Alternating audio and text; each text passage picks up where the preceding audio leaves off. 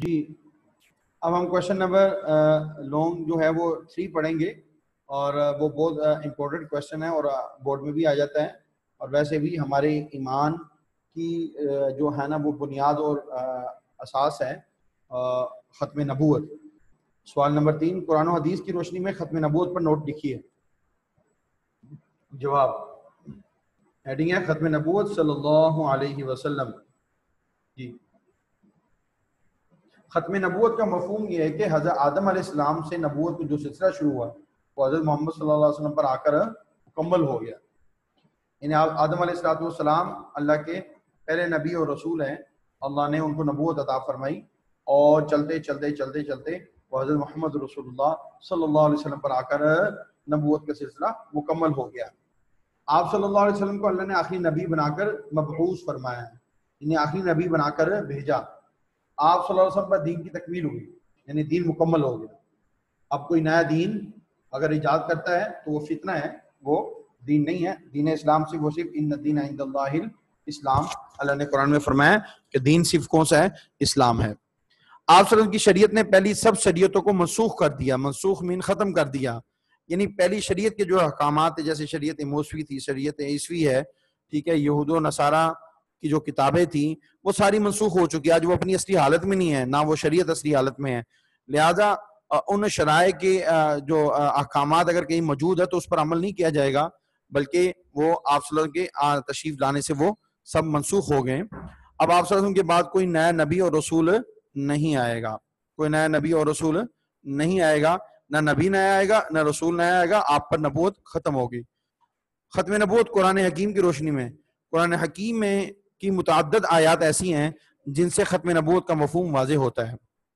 بہت ساری ایسی آیات ہیں کہ جن سے ختم نبوت کا مفہوم واضح ہوتا ہے، جس میں یہ سورۃ الاحزاب کی مشہور آیت ہے ختم نبوت کا، جس میں اعلان ہے ما کان محمد ابا احد من رجالکم ولکن رسول اللہ وخاتم النبیین۔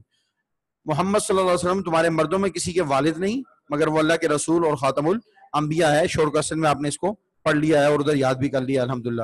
عمومیت، اللہ نے آپ صلی اللہ علیہ وسلم کو تمام انسانوں کے لیے رسول بنا کر بھیجا، اور قیامت تک ہر قوم ہر دور کے انسانوں کے لیے آپ صلی اللہ علیہ وسلم ہی کی تعلیم کافی ہے۔ یعنی قیامت تک جتنے لوگ آئیں گے ان کے لیے اگر کوئی ہدایت ہے اور ہدایت کا کوئی ذریعہ ہے، کوئی تعلیم ہے، تو وہ صرف اور صرف قرآن و سنت کی تعلیم ہے۔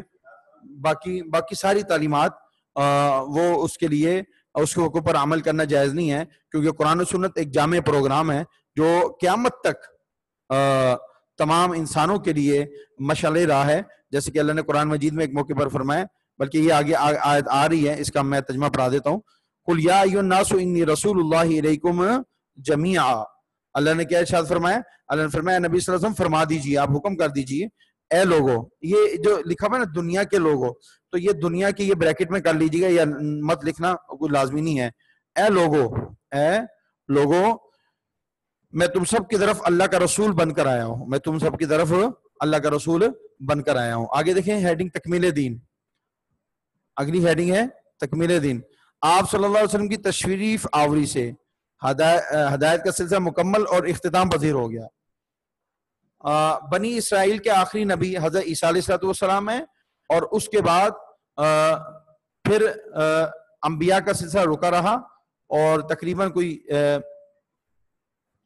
6 صدیوں سے زیادہ کا عرصہ ہے، اور اس کے بعد پھر نبی اکرم صلی اللہ علیہ وسلم تشریف لائے ہیں، اور آپ صلی اللہ علیہ وسلم پر پھر اللہ رب العزت نے نبوت اور رسالت کا سلسلہ مکمل کر دیا، دین مکمل، نعمت مکمل، اور اسلام پر اللہ کی واضح رضامندی، آپ صلی اللہ علیہ وسلم کے آخری نبی اور رسول ہونے کا اعلان ہے۔ مشہور آیت ہے جو آپ نے شارٹ کوسچن میں پڑھی ہے اور یاد کی ہے، اس کا صرف ترجمہ میں یہاں پہ پڑھ دیتا ہوں، آپ کو اس کا ترجمہ آتا ہے کیونکہ آپ نے شارٹ کوسچن میں پڑھ لیا ہے۔ ارشاد ربانی ہے الیوم اکملت لکم دینکم واتممت علیکم نعمتی ورضیت لکم الاسلام دینا۔ آج میں نے تمہارے لیے تمہارا دین مکمل کر دیا اور تم پر اپنی نعمت تمام کر دی، اور تمہارے لیے اسلام کو بطور دین پسند کر دیا۔ یعنی اب اگر کوئی دین ہے تو وہ صرف اور صرف دین اسلام ہے، اور دین اسلام کے علاوہ وَمَن یبتغِ غَیرَ الْإِسْلَامِ دِینًا فَلَن یُقْبَلَ مِنْهُ، اللہ نے قرآن میں فرمایا ہے کہ اسلام کے علاوہ اگر کوئی اور دین چاہے گا تو اللہ کے ایکسیپٹیبل نہیں ہے، قبول نہیں ہے، قابل قبول نہیں ہے۔ ختم نبوت احادیث کی روشنی میں، حدیث کی جمع احادیث ہے جی، 200 سے زائد احادیث میں ختم نبوت کا ذکر ملتا ہے۔ یعنی 200 سے زائد احادیث ایسی ہیں جن میں ختم نبوت کا ذکر ملتا ہے. ان میں سے چند مشہور احادیث وہ یہاں پر ذکر کی گئی ہے. حضور صلی اللہ علیہ وسلم نے ارشاد فرمایا لا نبی بعدی ولا امت بعدکم، فرمایا میرے بعد کوئی نبی نہیں ہو، تمہارے بعد کوئی امت نہیں، یعنی میں آخری نبی ہوں، تم آخری امت ہو، یعنی ہمارے بعد اب کوئی امت نہیں آئے گی، اور ہمارے حضرت محمد رسول اللہ صلی اللہ علیہ وسلم پیارے نبی کے بعد کوئی نبی اور رسول نہیں آئے گا. جو آئے گا وہ جھوٹا ہے، کذاب ہے اور لعنت کا مستحق ہے. حضور صلی اللہ علیہ وسلم نے ارشاد فرمایا، اگلی حدیث دیکھیں، بنی اسرائیل کی رہنمائی انبیاء کیا کرتے تھے، یعنی ہزاروں انبیاء ہیں بنی اسرائیل میں، ایک نبی کے بعد دوسرے نبی آ جاتے تھے. جیسے آپ نے پڑھا ہے حضرت اسماعیل علیہ السلام، حضرت ابراہیم علیہ السلام، تو یہ دونوں باپ بیٹا نبی ہیں. اس طرح یحییٰ و زکریا باپ بیٹا نبی ہیں. تو اس طریقے سے انبیاء آتے تھے، یا اولاد میں سے آتے تھے یا اسی قوم میں سے اور نبی آ جاتے تھے. اور بعض روایات میں آتا ہے کہ ایک ایک دور میں اکٹھے دو دو تین تین اور چار چار انبیاء بھی تشریف لائے ہیں. جب ایک نبی وفات پا جاتا تو دوسرا نبی اس کا جانشین ہوتا ہے، یعنی اس کے جگہ پر آ جاتا. مگر اللہ کے نبی نے فرمایا میرے بعد کوئی نبی نہیں ہے، میرا کوئی جانشین نہیں ہے. اور ایک تو اس حدیث میں آتا ہے کہ اللہ کے نبی نے فرمایا اگر میرے بعد کوئی نبی ہوتا تو لکان عمر بن الخطاب، عمر خطاب رضی اللہ تعالیٰ عنہ نبی ہوتے، لیکن میرے بعد کوئی نبی نہیں ہے.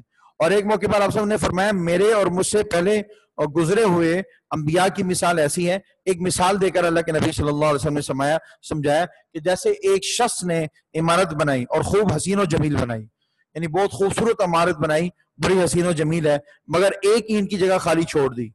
یعنی ایک محل سے تشبیہ دی ہے.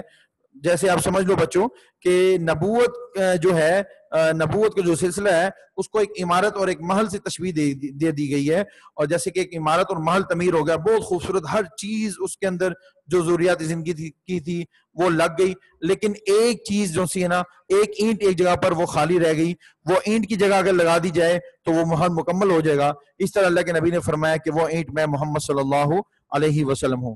ایک اور موقع پر آپ صلی اللہ علیہ وسلم نے فرمایا کہ میرے بعد اگر کوئی نبی ہوتا تو عمر بن خطاب ہوتا، لیکن میرے بعد کوئی نبی نہیں ہے، یعنی نبوت کا دروازہ بند ہو چکا ہے. حاصل کلام، نبوت اور رسالت کے اختتام کو ختم نبوت کہتے ہیں. بچے یاد رکھیں، آپ سے کوئی پوچھتے ہیں کہ ختم نبوت کسے کہتے ہیں، تو نبوت اور رسالت کے ختم ہونے کو ختم نبوت کہتے ہیں. صحابہ کرام رضوان اللہ تعالی علیہم اجمعین اور تمام امت کا یہ متفقہ فیصلہ اور عمل ہے کہ جو شخص ختم نبوت پر ایمان نہیں رکھتا وہ دائرہ اسلام سے خارج ہے. وہ صرف کافر نہیں بلکہ مرتد ہے، واجب القتل ہے. اور ہمارے پاکستان کے آئین کے مطابق اور قانون کے مطابق اس کی سزا گستاخ کی سزا، کیونکہ ختم نبوت کا انکار کرنے والا وہ گستاخ ہے، اس کی سزا قتل ہے اور حکومت اس کو سزا دے گی، سزائے موت. 1973 کے آئین میں اس کی وضاحت کر دی گئی ہے. یعنی جو نبی اکرم صلی اللہ علیہ وسلم کی نبوت پر یقین نہیں رکھتا، ایمان نہیں لاتا، یا نعوذ باللہ من ذالک ثم نعوذ باللہ من ذالک جھٹلاتا ہے، وہ کافر ہے. شرعی طور پر بھی وہ دائرہ اسلام سے خارج ہے اور آئینی طور پر بھی وہ دائرہ اسلام سے خارج ہے. تو بچوں یہ ہمارا آج کا جو تھرڈ کوسچن تھا لانگ، وہ بھی مکمل ہو گیا. تو اب ٹائم بھی ختم ہو گیا ہے. تو اس کے حوالے سے اگر کوئی کوسچن کرنا ہے تو جلدی سے مختصراً اگر کوئی کوسچن کرنا چاہتا ہے